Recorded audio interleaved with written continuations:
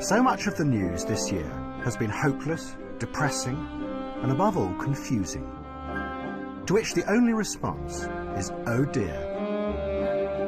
But what this film is going to suggest is that that defeatist response has become a central part of a new system of political control. And to understand how this is happening, you have to look to Russia, and to a man called Vladislav Surkov, who is a hero of our time.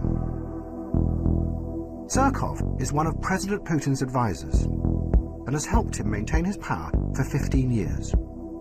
But he has done it in a very new way. Vladimir Vladimirovich Putin. He came originally from the avant-garde art world, and those who have studied his career say that what Surkov has done is import ideas from conceptual art into the very heart of politics. His aim is to undermine people's perception of the world, so they never know what is really happening.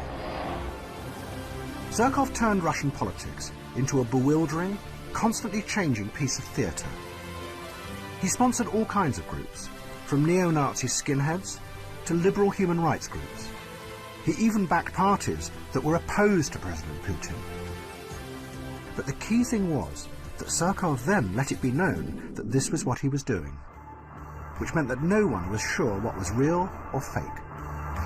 As one journalist put it, it's a strategy of power that keeps any opposition constantly confused, a ceaseless shape-shifting that is unstoppable because it's indefinable. Which is exactly what Surkov is alleged to have done in the Ukraine this year.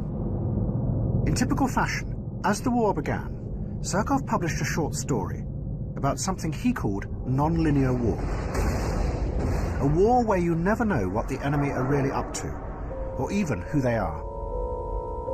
The underlying aim, Surkov says, is not to win the war, but to use the conflict to create a constant state of destabilized perception in order to manage and control.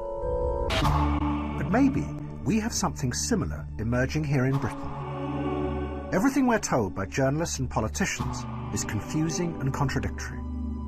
Of course, there is no Mr. Surkov in charge, but it's an odd, non-linear world that plays into the hands of those in power. British troops have come home from Afghanistan, but nobody seems to know whether it was a victory or whether it was a defeat. Aging disc jockeys are prosecuted for crimes they committed decades ago, while practically no one in the City of London is prosecuted for the endless financial crimes that are being revealed there.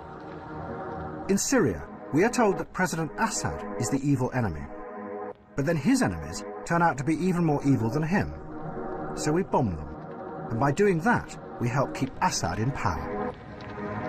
But the real epicenter of this non-linear world is the economy. And the closest we have to our own shape-shifting, postmodern politician is George Osborne. He tells us proudly that the economy is growing, but at the same time, wages are going down.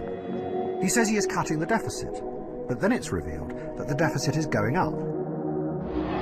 But the dark heart of this shape-shifting world is quantitative easing.